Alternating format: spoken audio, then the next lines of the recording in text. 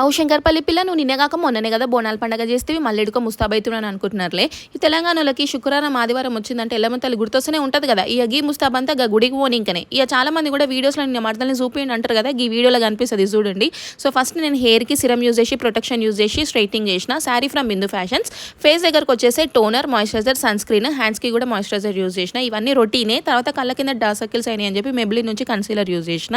And తర్వాత compact from Revlon. So ఈ ముస్తాబంతా చేసేసరికి నా మడదలు కూడా లైనర్ పెట్టొద్దు అంటే ఇక సరే అని చెప్పి మడదలు కూడా హెల్ప్ చేసిన మధ్యలో. సో తర్వాత నేను కళ్ళ కాటిక లైనర్ పెట్టేసుకొని జ్యువెలరీ వచ్చేసి ఫ్రమ్ వైల్డ్ అండ్ పర్పుల్. తర్వాత హెయిర్కి ఎక్కువ ఆగం పట్టియలేను, అప్పటికి లేట్ అయిందని చెప్పి ఇక సింపుల్ క్లచ్ పెట్టేసుకున్నా.